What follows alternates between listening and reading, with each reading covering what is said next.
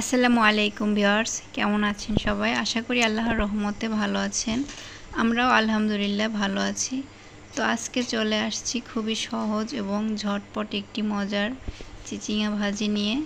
তো এখানে আমি হাফ কেজি চিচিঙা এনেছি। তো চিচিঙাটা একটু কচি নিলেই ভালো হয়। তো এই চিচিঙাটা কিন্তু একেবারেই কচি। তো এগুলো প্রথমে আমি উপরে যে একটা আঁশ থাকে, এই যে উপরের খোসাটাকে ছিলে তারপরে আমি কেটে নেব। তো এটাকে ছিলে তারপরে ধুয়ে কুচি করে কাটতে হবে। কুচি করার পরে ধোবেন না। তো আমি এই যে ছিলে তারপরে কুচি করে নিয়েছি। তো দেখতেই পাচ্ছেন আমি এই যে এরকম পাতলা পাতলা করে কুচি করে নিয়েছি। তো আপনারা যেভাবেই করেন তো পাতলা চেষ্টা করবেন পাতলা করে কাটার জন্য। তো এবার আমি রান্নায় চলে যাব। তো আজকে আমি এই চিচিঙাটা ডিম দিয়ে ভাজি করব। এটা খুবই মজার একটা রেসিপি। তো আমি প্রথমে একটা প্যান নিয়ে নিয়েছি। প্যানে নিয়ে নিচ্ছি পরিমাণ মতো রান্নার তেল। তেল দিয়ে তেলটা গরম হলে আমি এখানে 1 কাপের মতো পেঁয়াজ কুচি দিয়ে দিচ্ছি। তো পেঁয়াজ কুচি দিয়ে পেঁয়াজটাকে আমি কিছুক্ষণ একটু ভেজে নিব। তো 1 মিনিটের মতো ভেজে নিব। পেঁয়াজটাকে নাড়াচাড়া করে ভেজে নিচ্ছি। তো দেখুন পেঁয়াজটা আমি 1 মিনিটের মতো ভেজে নিয়েছি। আর এই পর্যায়ে আমি এখানে দিয়ে দিব কাঁচামরিচ কুচি। তো আমি এখানে কয়েকটা কাঁচামরিচ এরকম কেটে রেখেছিলাম।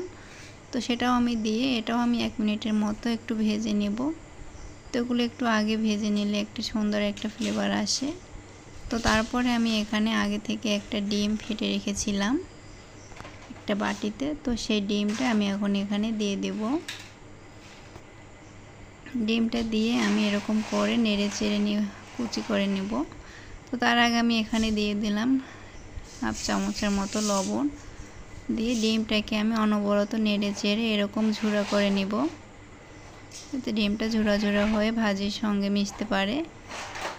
তাই তো দেখতেই পাচ্ছেন আমি কিন্তু খুন্তিটা দিয়ে ডিমটাকে ঝুড়া ঝুড়া করে নিয়েছি। তারপর এখানে দিয়ে দিচ্ছি হাফ চামচের একটু কম হলুদ গুঁড়ো।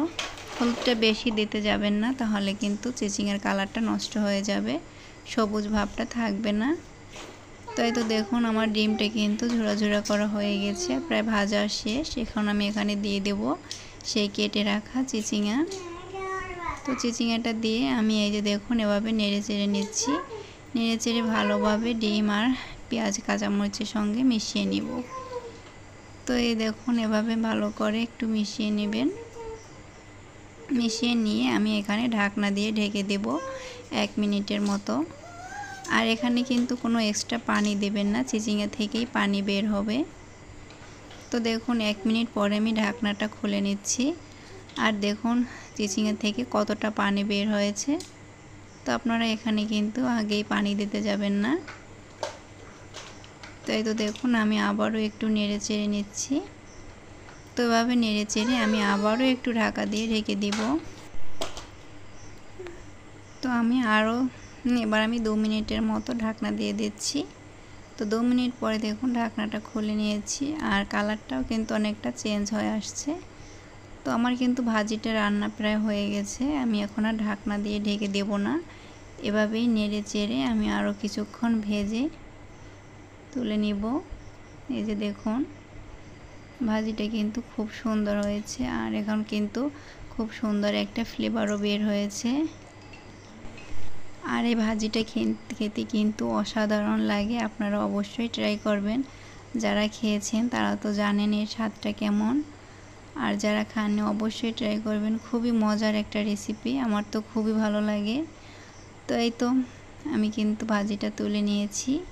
আমার ভাজিটা হয়ে গেছে দেখুন, মাশাআল্লাহ কত সুন্দর হয়েছে, খেতেও কিন্তু অসাধারণ হয়েছে। তো আপনারা অবশ্যই এভাবে একবার ট্রাই করবেন। আর আমার এই ভিডিওটা যদি ভালো লাগে অবশ্যই আমার ভিডিওতে একটা লাইক দিয়ে চ্যানেলটা সাবস্ক্রাইব করে পরবর্তী ভিডিওর জন্য সাথেই থাকুন। আল্লাহ হাফেজ।